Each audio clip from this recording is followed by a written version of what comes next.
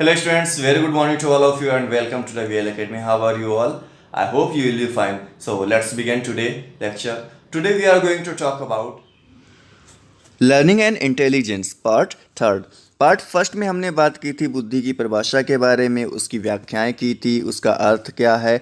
Part second में हमने बात की थी बुद्धि के प्रकार के बारे में और अलग अलग वैज्ञानिकों के जो सिद्धांत थे उनके विषय में।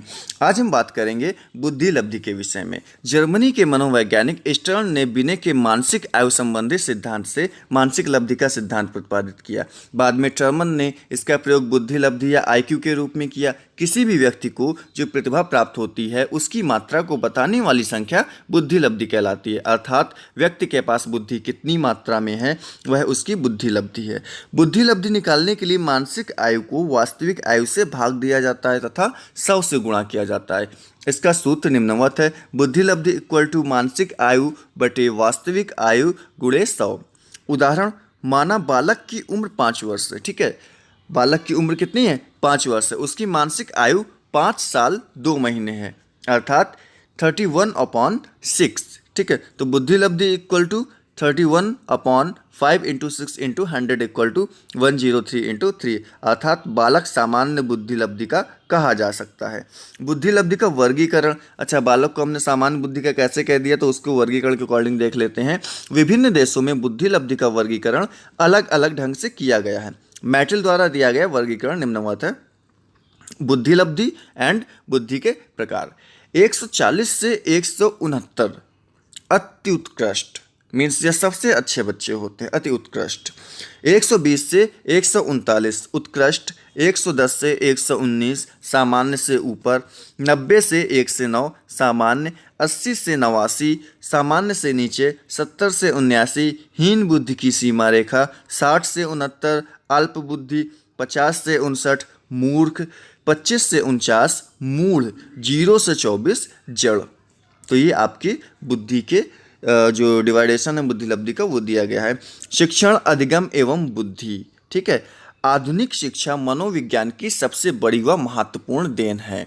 बुद्धि मापन हेतु बुद्धि परीक्षाएं प्रत्येक बालक में कुछ न कुछ जन्मजात योग्यताएं होती हैं। ऐसा नहीं कि कोई किसी बालक ने जन्म लिया और उसमें कोई भी योग्यता नहीं, किसी प्रकार की योग्यता नहीं, ऐसा नहीं होता है।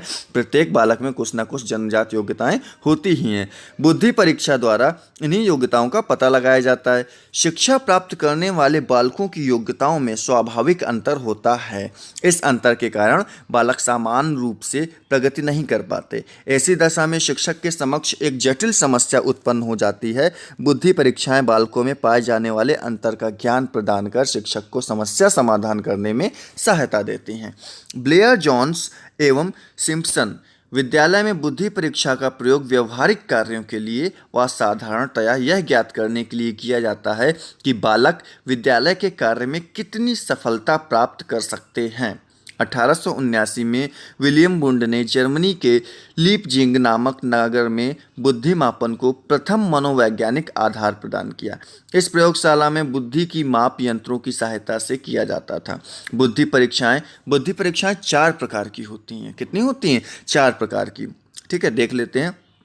तो बुद्धि परीक्षा, पहला है व्यक्तिगत शाब्दिक परीक्षण, दूसरा है व्यक्तिगत अशाब्दिक परीक्षण, तीसरा है सामूहिक शाब्दिक परीक्षण और चौथा है सामूहिक शाब्दिक अशाब्दिक परीक्षण। ठीक है, तो इस तरीके से यह बुद्धि के 4 प्रकार हैं।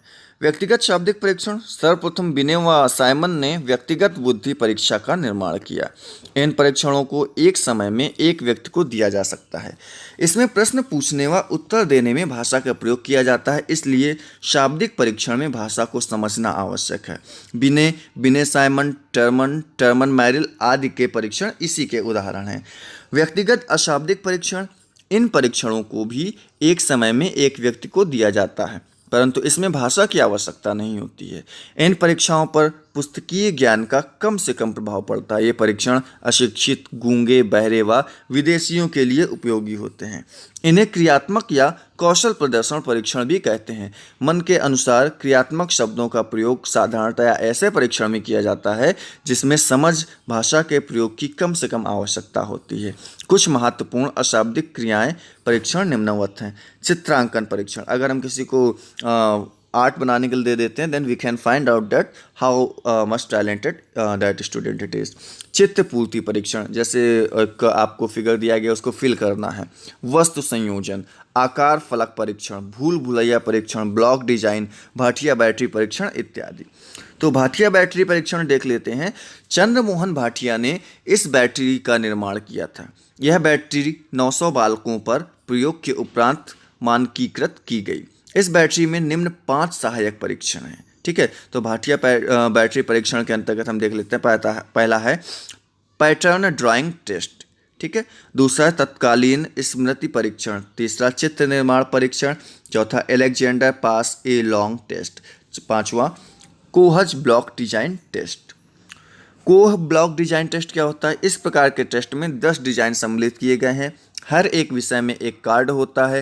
रंगीन गुटकों की सहायता से विषयी को कार्ड जैसा डिजाइन बनाना होता है।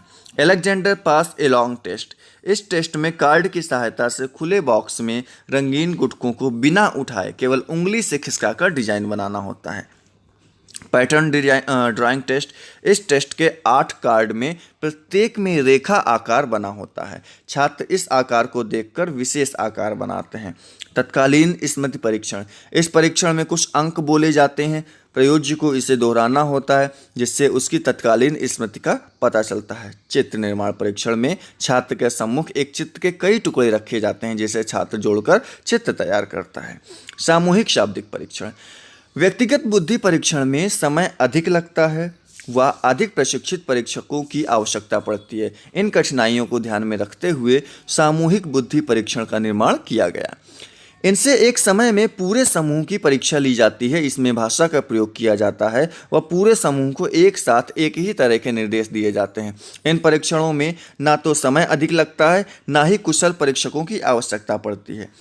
प्रथम विश्व युद्ध में सिपाही व अफसरों का वर्गीकरण करने व उन्हें बुद्धि के अनुसार उत्तरदायित्वपूर्ण कार्य सौंपने के उद्देश्य से इन परीक्षणों का सहारा लिया गया। महत्वपूर्ण सामूहिक बुद्धि परीक्षाएं निम्न हैं। आर्मी अल्फा परीक्षा, आर्मी बीटा परीक्षा, सेना सामान्य वर्गीकरण टेस्ट आदि। सामूहिक अशाब्दिक परीक्षण, यह परीक्षण पूरे समय को एक साथ दिए जा सकते हैं जिसमें भाषा का प्रयोग कम से कम होता है। इसमें परीक्षार्थी को क्रियाएं अधिक करनी पड़ती हैं, जैसे रेवन प्रोग्रेसिव मैट्रिसेस परीक्षण जिसमें अनेक मैट्रिसेस हैं जो लगातार कठिन होती गई। यह उन्नत होने वाले प्रोग्रेसिव क्रम में रखी गई हैं। कैटल का कल्चर फ्री टेस्ट, यह टेस्ट अशाब्दिक बुद्धि परीक्षण का उदाहरण है जिसमें 3 वर्ग में कुछ आकृति बनी है। चौथे वर्ग की आकृति ढूंढना है जिसके लिए दूसरे चित्र में कई चित्र दिए गए हैं। उनमें से एक चित्र या सही विकल्प ढूंढना होता है जो पहले चित्र से सही रूप से सेट हो जाए। अगर आपने रीजनिंग पढ़ी हुई है तो उसमें इसका ये प्रयोग बहुत अच्छे तरीके से करते हैं। नॉन वर्बल रीजनिंग जो होती है उसमें इसका प्रयोग किया जाता है। बुद्धि मापने के कई टेस्ट हैं। शिक्षक होने के नाते आपको कौन सा टेस्ट सबसे प्रभावी लगता है व क्यों?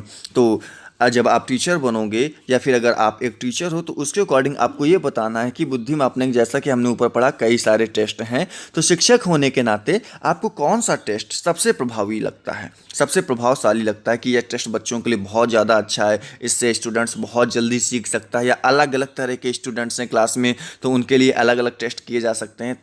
ठीक है, तो उन टेस्ट में से सबसे ज़्यादा प्रभावी टेस्ट कौन सा है और क्यों, ये आपको यहाँ पर बताना है। ठीक है, और गतिविधि के तौर पर करना है कि अपनी कक्षा के विद्यार्थियों पर कोई एक सामूहिक बुद्धि परीक्षण करें और लड़के व लड़कियों की बुद्धि का अंतर ज्ञात करें। क्या आपको ऐसा लगता है क्या कि लड़के और लड़कियों में बुद्धि में असमानता होती, लड़कियां कम बुद्धिमान हैं, लड़के ज़्यादा बुद्धिमान हैं, या लड़के ज़्यादा बुद्धिमान नहीं हैं, लड़कियां ज़्यादा बुद्धिमान हैं? तो इस तरह का अंतर क्या आपको समझ आता है? अगर आपको ऐसा लगता है तो अपनी कक्षा के विद्यार्थियों पर कोई एक सामूहिक बुद्धि परीक्षण करें और लड़के व लड़कियों की बुद्धि का अंतर आपको यहाँ पर बताना है। ठीक है, तो इस तरीके से हमने तीसरा पार्ट जो है बुद्धि लब्धि का ये कंप्लीट किया। ठीक है, तो आपको आई होप समझ आ गया होगा किस तरीके से इसको फाइंड आउट करना है और कैसे हम इसको एग्जाम में यूटिलाइज कर सकते हैं। तो जितने भी आपके परीक्षण हैं जैसे भाटिया बैटरी परीक्षण, ये सारे बहुत ज़्यादा इंपॉर्टेंट होते हैं, तो इसको थोड़ा सा डीप जा कर के पढ़ना है आपको।